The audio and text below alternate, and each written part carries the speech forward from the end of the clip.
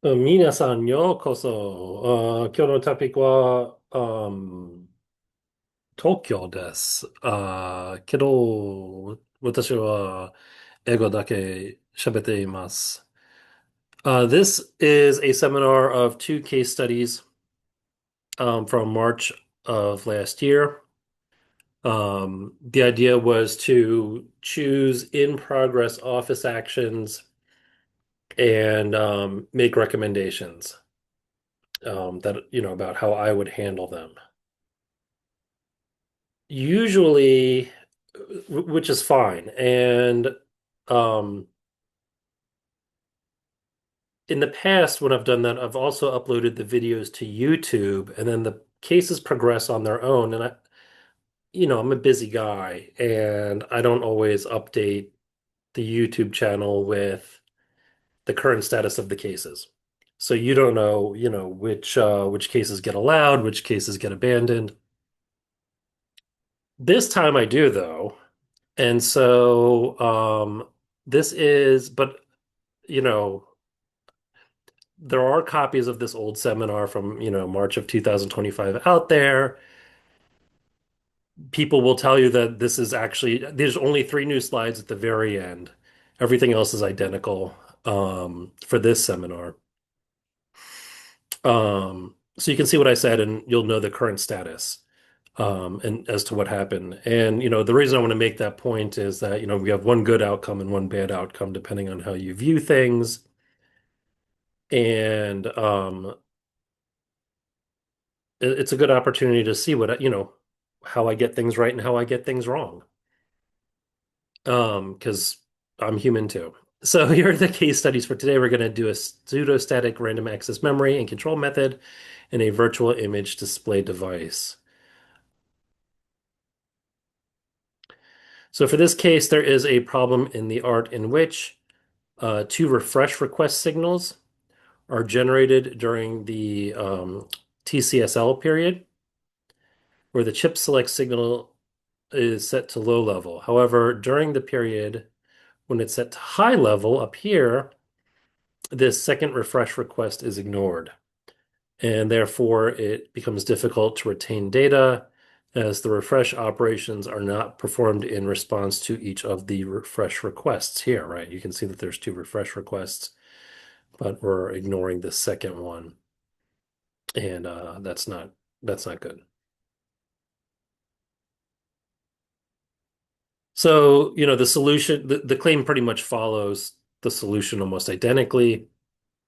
And what they're saying is that when a refresh request is generated during this first transaction, the refresh operations are controlled to be performed as many times as the number of refresh requests, right? There's two here, and so there should be two here, which is generated in the first transaction during a period after the first transaction ends, which is here, and before a second transaction, which is after the first transaction.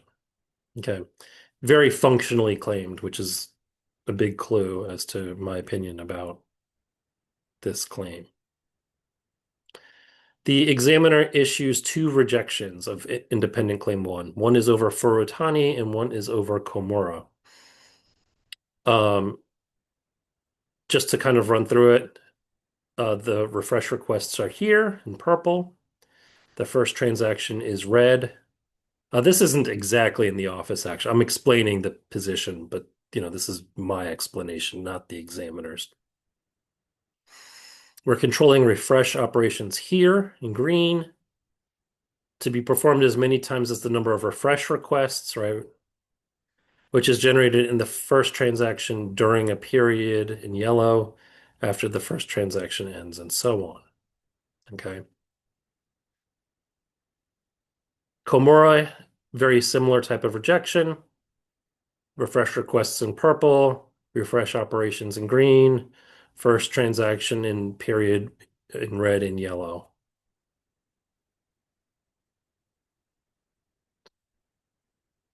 The logic behind these rejections is basically the same. Okay. The one part, the 2 points I want to make is that are that the examiner is interpreting the phrase as many times as to mean at least as many times as, right? This is a comprising claim. So we say as many times as, it just has to be at least that many. It can be more than that, which is exactly the problem in the prior art, right?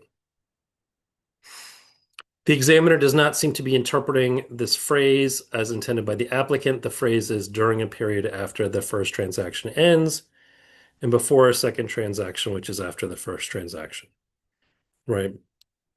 How do I know? Well, the applicant says, look, we mean that these are performed during this period in yellow here, which is after um, the first transaction in red. Right, this is the invention up here. And then in Furatani down here, you can see that the refresh operations in green are not performed during a period after the first transaction, right? The first transaction's in red, they're performed during it. They're, they're not during this the period is the yellow period is not after the red first transaction. And so then there's this question, right? Of okay, like I understand the explanation technically. Like I this is where I have my master's degree, guys. Like I'm a software guy, but I was, circuit design in graduate school. So the question is what is during the period, right? When I look at the words, not when I look at the technical explanation. And so, based on typical American English, it's supposed to be the generating. But actually the applicant wants it to be the performing, and they clarify that. They amend the claim to say wherein the refresh operations are performed during a period after the first transaction ends. So that's what they did. And I opened my mouth and I said that the applicant performed a good basic analysis, but the problem is actually deeper than this. The claim does not require the second transaction to be adjacent to the first transaction. Okay. The claim scope is that a number of refresh operations are performed where that number is greater than or equal to the number of refresh requests generated during some transaction. Could be any transaction. Okay. What are you trying to say, Brian? Can you make it clearer? Yeah, the transactions can be separated by any amount of time, like 1 year. Okay. Like it does not there's no relationship in the claim that clarifies what the how the transactions relate to each other, how this period relates. It just has to be after. Well, after is a long time, right? After could be a millisecond, after could be 5 seconds, which in, computers is forever. It could be 1 year, it could be 10 years. After just means after. So almost all circuits, including the two prior art ones, in my view, can meet this feature. For example, applicants related art can do that as well. Okay. So I did not think that this amendment will substantially advance prosecution. Boy, was I wrong. That claim is allowable, actually. That is an allowed claim. It is a granted U.S. patent. Um, wow. It's not the way I would have done. I mean, certainly, yeah, it's not the way I would have recommended doing it. So what did I think the issue was? Well, applicants like claims with functional limitations because they are broader than structural limitations, right? That's very natural. But examiners easily interpret those limitations very broadly. Okay. What's the problem here, Brian? Well, it's not the use of the functional limitations, right? Like you can use them, you're allowed to, and they're broad, and so we want broad claims for our applicant, right? The issue is that it's difficult to rely on functional limitations to overcome rejections. Okay, but why? Because examiners can rationalize rejections of functional limitations easily. right? It's about the ease with which they can reject these. It's not that you can't do it, it's that it's very easy to reject them. A circuit can easily be modified to include additional elements. You just stick them in, right? It's not a structural claim. You're not describing how it's modified. You're just saying that it has these extra features. A memory can store a second program for execution. On the other hand, when you claim your invention using structural limitations, it becomes more difficult for the examiner to modify their existing references because the the elements in the references must retain their relationships after the modification. Okay. I realize that what I'm saying is slightly different than the slide, and they're looking at the same point from different views. It is, you can also say that the existing claim elements must retain their relationships after the examiner's proposed modification of the references. But basically, that's the important part. It's not that examiners can't modify things or can't propose to modify things when you use structural claim elements. It's that all of the structural relationships have to remain true, and that's where examiners struggle to maintain rejections. In addition, examiners can interpret functional limitations very broadly, right? Let's say the applicant decides to recite a claim element functionally, not structurally. Then, within that functional element, the features are also likely to be recited functionally. Okay? That is, the applicant is unlikely to functionally recite an element with structural features. It kind of doesn't make sense, right? To be like, oh, we're going to control the number of refresh requests and then have all of this detailed structure, right? It's not that you can't do it. It's that that's not something a human would do, right? Like humans wouldn't typically mix and match like that. Like we have like a way of approaching a problem and then we solve it that way. We're not indecisive. It could appear indecisive, I guess. Here, in this claim, there is no structural relationship between the first and second transactions, right? I said it's not like adjacent or, performed within one clock cycle or whatever it is. There's only this functional one. There's only the word after, right? And so once you say after, you're not likely to get into a lot of detail that's otherwise lacking in the claim. Again, there's nothing wrong with doing it, and maybe you would do it if you had some sort of enlightenment, right? Some moment of enlightenment where you see things and maybe you forget to delete things. Usually you'd go in and delete some of the functional recitations because the structural version is narrower.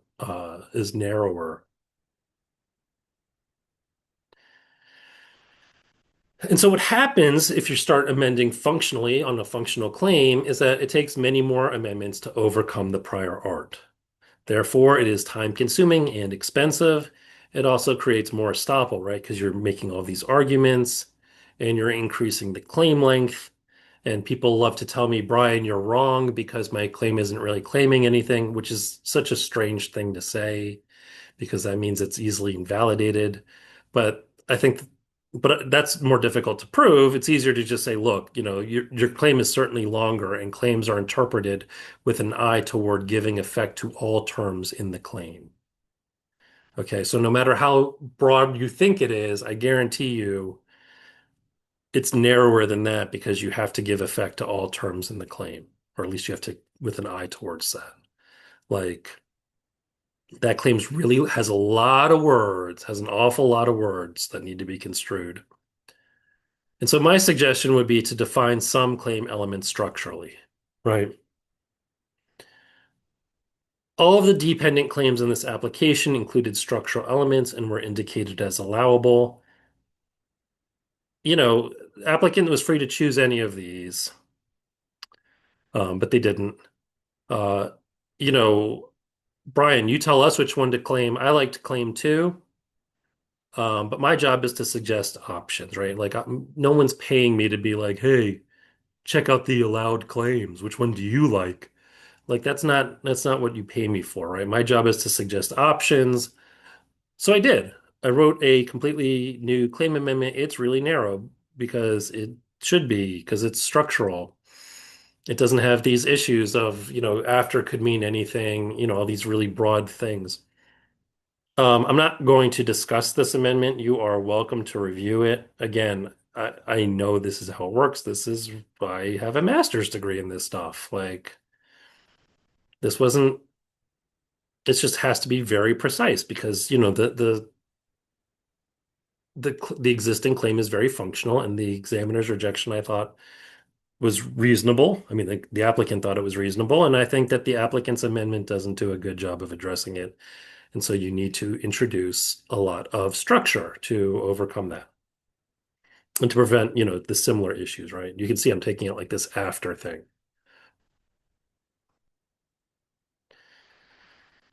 Brian, why is your claim so long? Like I said, claim one is purely functional.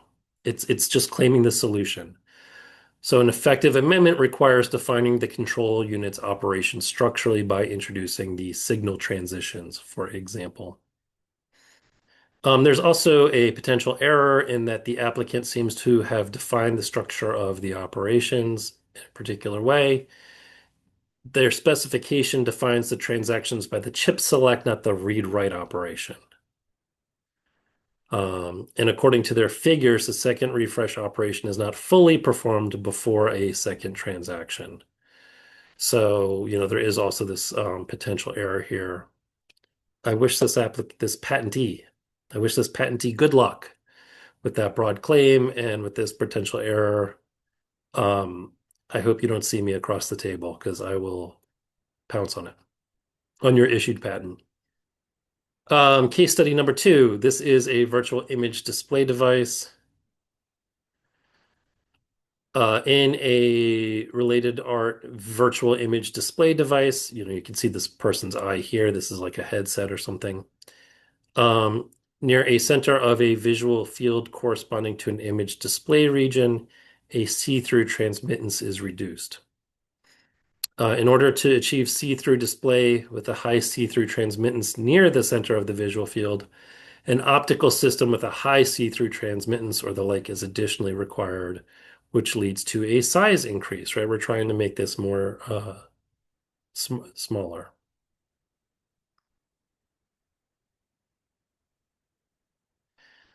How do we do that? We set up our different layers like this. Um, we're going to use the same color coding throughout this section so that you can easily, jump between the claim and the figures and understand, what's being claimed and how. You can see that this is kind of the side view, so you can, see them. Um, you've got these axes here in the XY axis, this way, and you can see the Z axis is this way. They're stacked in the Z axis, and then here, this is another perspective of how they relate to each other. Here, the Z axis is going into the page. This is like the plan view, I guess. So what is the invention here? The image display device 22 includes the light transmitting region A2 to achieve a see-through state. Thus, an additional relay optical system or the like is not required, and the device can be reduced in size. Okay. Again, it's always going to be a question of how, not the technical merit of your invention, or what your specification says. This is an American prosecution after all. Everything has to be in the claim. And so you can see we've got this image display device 22, we've got the light transmitting region A2, we've got an optical array 23, and a light shielding member 21.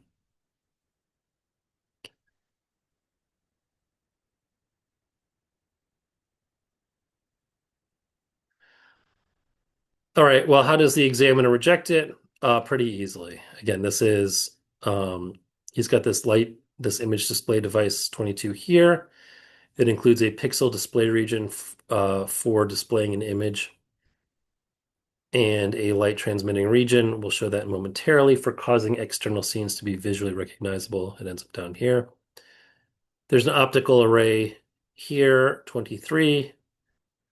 On the face side includes these micro optical elements. Um, and there's a light shielding member, 418 over here that's arranged on the external side of the image display device. I apologize. I think I was reading the claim and pointing to some of the numbers here, but this is in fact the prior art. This is the non-final office action. What about the dependent claims? Um, they're relevant to the inventive concept, so that's good. And their rejections seem weak relative to the technical features, so that's promising too. But why does the examiner seem to ignore claims 3 through 8? Well, there's actually a good reason. They only recite structures that structures correspond to other structures. Okay. And, I make this point all the time in my my live seminars, and probably on YouTube. I like to say like I'm connected to someone. Usually I'll choose like President Trump or, Prime Minister Takaichi. But it also applies to phrases like correspond to, and here it is. I mean, this is the examiner doing the thing, right? Anything in a reference can be considered to correspond to anything else in the reference. The correspondence is being in the same device or the same system or whatever it is. That's a correspondence. That's a broad, reasonable interpretation.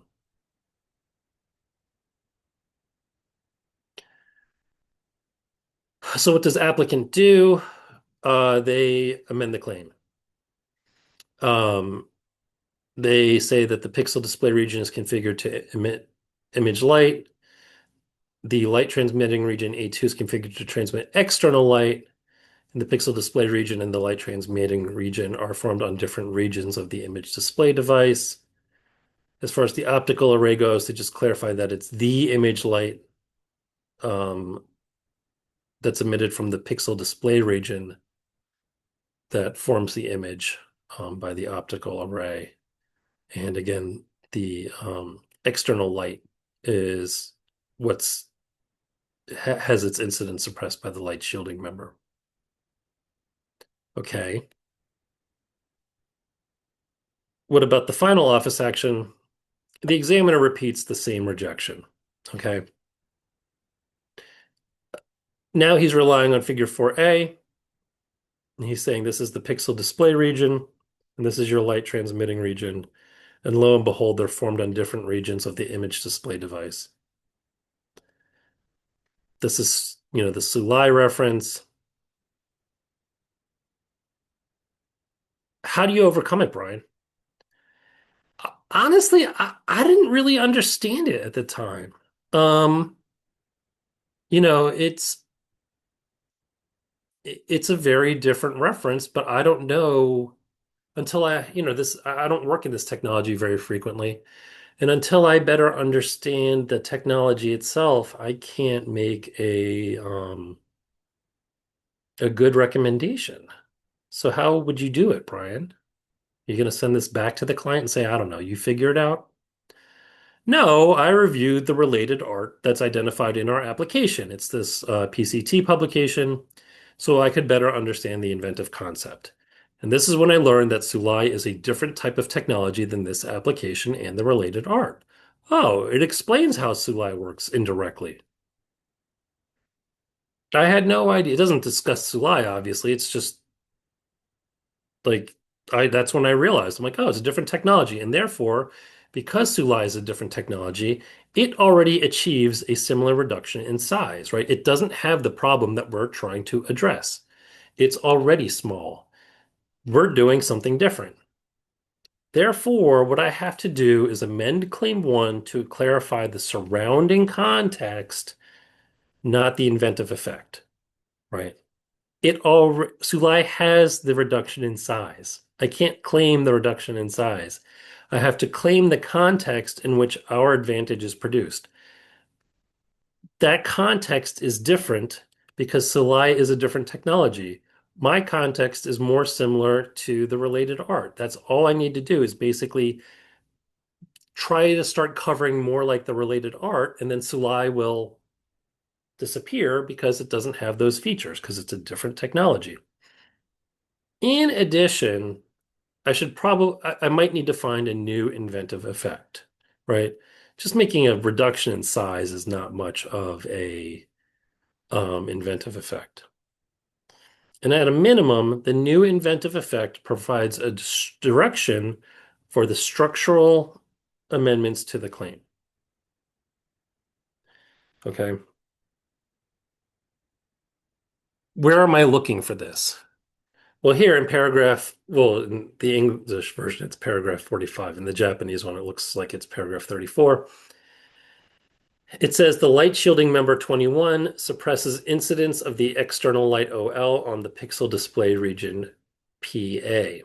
With this, the incidence of the external light OL on the optical array 23 can be suppressed, and the external light is not subjected to an action of the optical element. Thus, the external light OL can be prevented from being visually recognized as a multiple image, and see-through performance can be improved. Okay. Again, it's a different inventive effect. I have to, find a way to overcome this. This inventive effect is relevant to the technology of the related art, right? This is where we come from. This is what we know to be the closest thing to ours.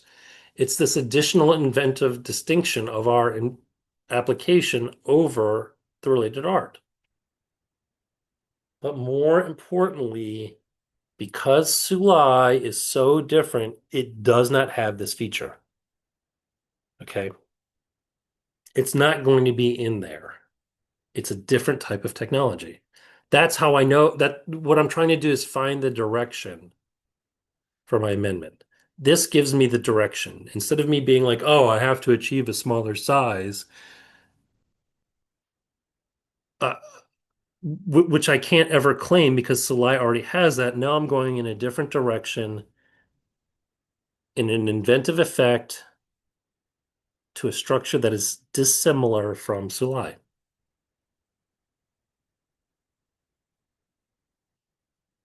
So how do you claim it, Brian? Well, my initial thought was the light shield layer covers the pixel, okay? But then I said, that doesn't work. The examiner can draw any line from the light shield layer in 3D space to cover the pixel. Okay. This stuff is hard for me too, guys. Like, I get it wrong too. I'm when I post these video, case study number one, like I didn't just come up with that amendment, right? It took, it's very detailed. It's got all those like state transitions. It takes me time. Like I get it wrong too. I have to keep rerunning it and being like, okay, does it distinguish now? No, it's iterative. So then I revised this thought too, right? Back to this case study number two. I said, okay, fine, I'll try to claim it a little bit more structurally. The light shield covers the pixel from the external light. Okay. But because of the way the light works, the examiner can argue the light shield layer covers the pixel from indirect light, right? External indirect light. Like, this is what I'm telling you by the functional thing. Like, covering it's functional. Like, you want something structural, like where it's like, okay, it has to fit together like this, the structure of the device.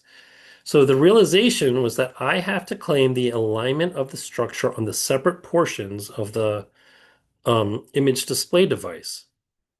So what I need to do is amend the claim to incorporate a 3D axis. Right. When I was showing you the invention, I was like XYZ, XYZ. Like, this shouldn't be a surprise at all. And you can see, here's my proposed amended claim. When you start thinking about what I'm doing, I'm really not amending the claim much. There's a fair amount of amendment, but like what amount of it is actually changing in your mind? Very little. Now the image display device 22, the pink one, is parallel to a plane extending in a first direction and a second direction perpendicular to the first direction. I'm just saying it's parallel to like XY, guys. Like this isn't a big amendment. Again, this is probably what the applicant already thinks is in the claim. And then I'm saying that the pixel display region PA includes a pixel PE that emits light. Then I've got the optical array, and I'm clarifying that it's in a third direction. It's arranged in a third direction perpendicular to the first direction and the second direction, right? I'm stacking it, the z-axis. This isn't much of an amendment, right? Again, there's words, it changes the meaning in America, but like if you're thinking about this in your head, you're thinking, yeah, that of course, like you probably think this is already in the claim, but it's not. This is America that we're describing. Like we have to actually put these things into the claim.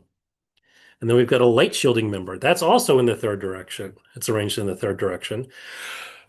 And it includes a light shielding layer covering at least a portion of the pixel. And here's the whole amendment, really, in the first and second directions. That's like realistically, that's the only part that's being limited. Other than that, the pixel display region includes this pixel. But like that obviously had to be there too. Brian, what does this look like here? You know, Image display device extends in a first direction, second direction, XY. Pixel display region includes a pixel PE 22. Or I'm sorry, this pink portion. The optical array is in a third direction in orange, perpendicular to the first direction and the second direction. And then the light shielding member is also arranged in the third direction. It covers at least a portion of the pixel in the first and second directions. You can see it right here. Here's the light shielding layer 21B covering the pixel in the first and second directions. That's it. It's there's a fair amount of words to it, but like in terms of the scope of the subject matter that I'm giving up, it's it isn't much. I don't think it's not much that the applicant doesn't intend, is maybe a better way of saying it. Compared to what the examiner is thinking, I'm giving up an extraordinary amount of subject matter. Compared to what the applicant is thinking, because the examiner's like, this could be anything in the world, and the examiner's probably correct. Like possibly every optical device in the last 20 years could be like this. But because we're being so specific about these layers, now it's a lot narrower from the examiner's perspective. But it's not narrower much from the applicant's perspective, I believe. That's what makes this the proposed amendment. So there's actually a final office action, right? And so my question is, could you have skipped the final office action? Yes, right? Like people always say, like, Brian, is it possible to skip office actions? Yes, of course it's possible to skip office actions. This YouTube channel has tons of examples of them, as well as things like the first case study where it got allowed anyway. Um, the proposed amended claim clearly overcomes the interpretation in the final office action as well. I didn't look at the final office action when I wrote my response, this proposed claim to the non-final. I didn't need to. You can see where it's going to go. How do I know that? Because even under the examiner's new interpretation, Sulai does not teach a light shielding layer covering at least a portion of the pixel in the first and second directions. That's how I know. It's already in the claim. So what are the tips? You're going to want to write claims structurally for US prosecution. I know Japanese prosecution is different. If you want to add new claims when you come to the US, do it. Okay. Like it would help though if this was in the original application, the original Japanese one. Um, it probably took me about 15 minutes simply to confirm the feature of the pixel display region, including a pixel that emits light. I knew it was in there. That's how it works, right?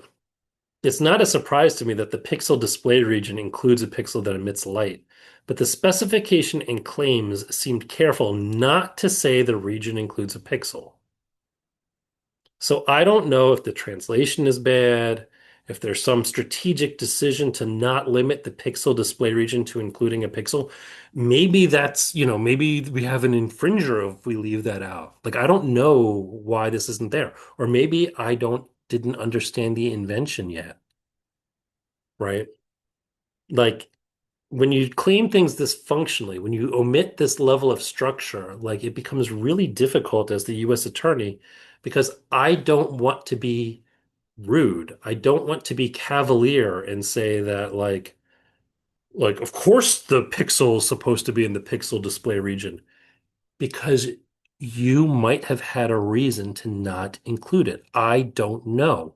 There's no instruction saying, "Hey Brian, we didn't claim this because we didn't think to." It's more just, like I have to guess, maybe I didn't understand it. Maybe the translation's bad. I don't know. No one, no American attorney can know. If they do know, they're being cavalier and insulting. It's you want the attorneys who don't know because they're more respectful and deferential. In American practice, the other point is that in American practice, mechanical inventions often require axes. Expect it. That doesn't mean you have to do it in every case, but like it comes up all the time. All the time. And you might even want to include it in the original Japanese claims. What kind of axes? X, Y, Z. Sometimes they're two-dimensional, it's just X, Y. Sometimes it's axial and radial. Like whatever the axes are, stick them in the claim. At least put them in the specification. Um, Preferably put them in the claims in some capacity, even if it's just a dependent claim, because it really helps us. So what happens? And this is the beginning of the new slides. Everything up till now is the original seminar. On April 2025, applicant amends Claim 1 and files an RCE. Here's what they did. I'm really not going to spend too much time on it, but I did want to show you the extent of the amendment, right? You can see that they're changing it very significantly. They're deleting a bunch of subject matter here. They're adding a bunch of subject matter a couple of places in the application. You can see that they're adding the same light shielding layer 21B that I added. But the thing to know is not that the technical analysis is good or bad or different or the same. It's that the scope of the claim is completely different. They are claiming this very broadly. You can see that they have these phrases provided to overlap with, provided to overlap with, provided to overlap with. Like everything in the real world overlaps, right? It's a three-dimensional world. You can draw a line over between any two objects and they overlap. This is the whole I'm connected to, Prime Minister Takaichi thing again, right? I overlap with her. I have no idea where in the universe she is right now, but there's a line that you can draw between us where I overlap. What the applicant should have done here, and what my amendment from last year did, is specify in what direction they overlap, because that is a patentable distinction. So what does the applicant, so what does the examiner do when he gets back this amendment? He issues a first action final rejection. Oh my goodness. Even though they filed an RCE, and despite the substantial amendment to claim one. How can this be, Brian? I thought, is it is it the fact that they didn't amend claim one enough? Could we have avoided this by simply adding a dependent claim? Nope. This is the June 2020 MPEP update. And I've been saying for years that some examiners are going to change their policy as to first action final rejections. We're going to start seeing more of them because of this change. And I haven't had it happen in any of my cases yet. I know to avoid it. You know, have there been times where applicants tell me to do something that I don't agree with and we run the risk? Yeah, it hasn't happened in those. So I don't know, but this time it happened. I knew it would happen. I finally caught one happening. I'm glad it's not my case. The applicant should have filed the amendment first without the RCE. This would have triggered an advisory action, and then you can file the exact same amendment with the exact same RCE, and the examiner can't issue a first action final. That is the June 2020 MPEP update. I mean, it's not, that's the way you overcome the update. Gee, that sounds really familiar. Where have I heard this before, Brian? You can find out more about this on my YouTube channel. This video is from September 2022. It's, I think I mentioned it's August 2026. It's been about 4 years. Uh, it would have been 3 years at the time that this error happened. Um, people know about this. You, people know about this. This should have been avoided. What else, though, Brian? Aside from this procedural quirk, the examiner maintains the rejection over Salai. We're not going to go through it because the examiner flat out says the same grounds of rejection have been maintained. And actually, the examiner is somewhat required to say this in order to issue a first action final. Um, so, you know, like I mean, he could be wrong. I didn't really look at it, but certainly there's reason to believe that it is the exact same grounds of rejection. It should be. I would expect it to be if he's issuing a first action final.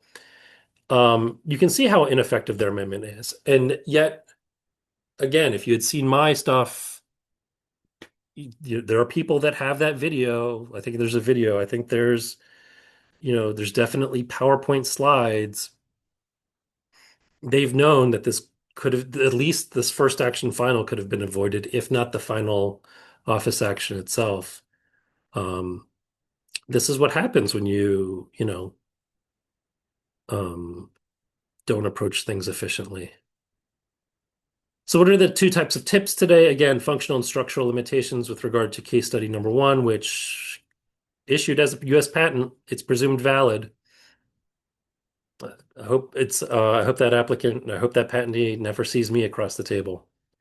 And case study number two, we discussed structural limitations and axes and how you can effectively overcome office actions and skip office actions if you include those.